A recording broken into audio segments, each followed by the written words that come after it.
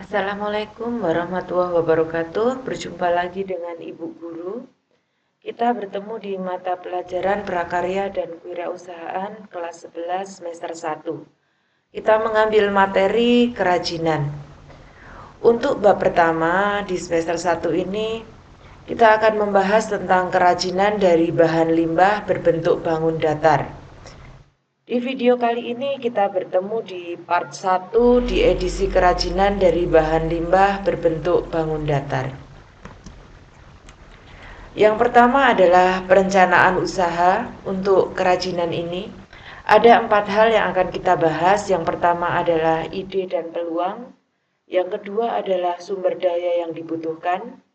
Yang ketiga perencanaan administrasi dan yang keempat adalah perencanaan pemasaran.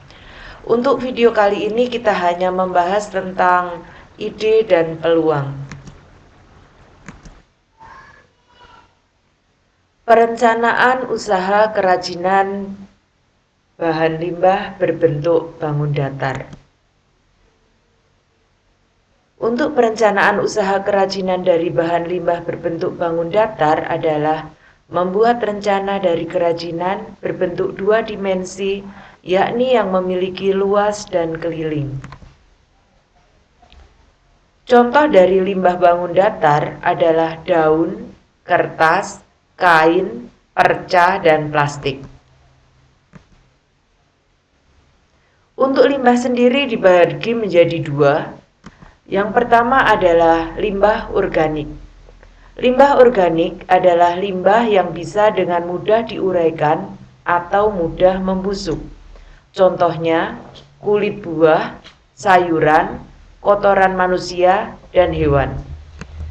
Untuk jenis limbah yang kedua adalah limbah anorganik. Limbah anorganik adalah jenis limbah yang berwujud padat, sangat sulit atau bahkan sulit untuk diuraikan atau tidak bisa membusuk.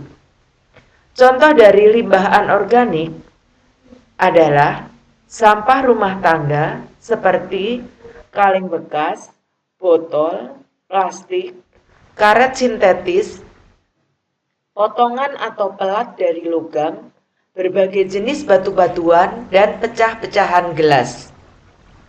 Kalian bisa melihat gambar di samping, di mana di situ ada beberapa contoh dari limbah anorganik.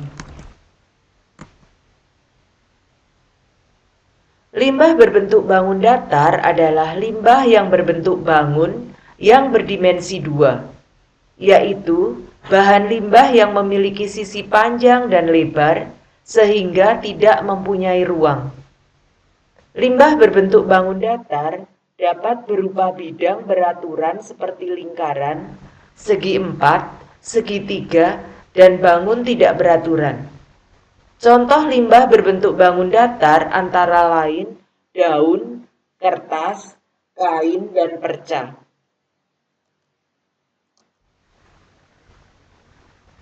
Ide dan peluang usaha dari kerajinan bahan limbah. Yang pertama adalah analisis usahanya.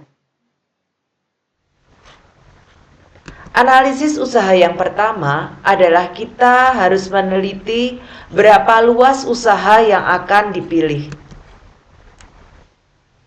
Untuk analisis usaha yang kedua adalah bentuk usaha apa yang akan dipilih. Analisis usaha yang ketiga, kita harus berpikir jenis usaha apa yang akan kita tekuni. Analisis usaha yang keempat, kita harus mencari informasi usaha yang akan diterima oleh pasar. Sementara analisis usaha yang terakhir atau yang kelima, kita harus tahu ada atau tidak peta usaha yang menguntungkan. Langkah-langkah yang perlu kita perhatikan. Yang pertama adalah penetapan kelayakan usaha. Di sini kita harus berpikir beberapa hal. Contohnya, analisis kelayakan teknis. Selanjutnya, analisis peluang pasar. menentukan segmen pasar, sumber informasi pasar, uji coba yang menjual, dan studi kelayakan pasar. Yang perlu kita perhatikan lagi adalah analisis kelayakan finansial. Dan yang terakhir adalah membedakan persaingan.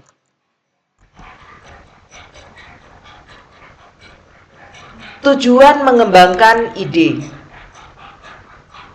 Yang pertama,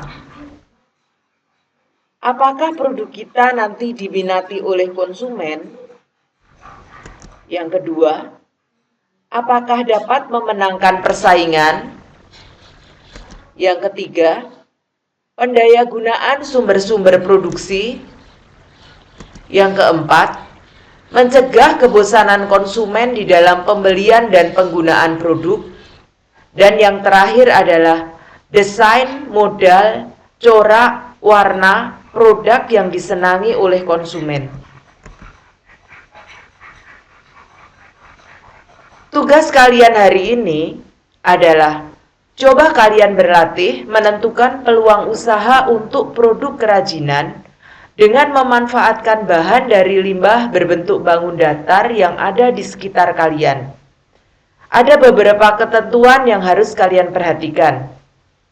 Yang pertama adalah produk kerajinan yang akan kalian jual. Yang kedua, konsumen yang akan kalian tuju. Yang ketiga adalah analisis SWOT terhadap peluang atau ide usaha yang akan diterapkan. Untuk analisis SWOT sendiri terdiri dari yang pertama adalah strength, yang kedua adalah weakness, yang ketiga adalah opportunity, dan yang terakhir adalah threat. Strength, weakness, opportunity, dan threat. Kekuatan, kelemahan, peluang, dan juga ancaman untuk produk kerajinan yang kalian buat. Dan yang terakhir, tugas hari ini adalah kalian diwajibkan membuat laporan, kemudian mempresentasikan hasil analisis sederhana dari peluang usaha produk kerajinan yang kalian pilih. Sekian untuk hari ini. Good luck for you. Sampai jumpa di kesempatan yang lain.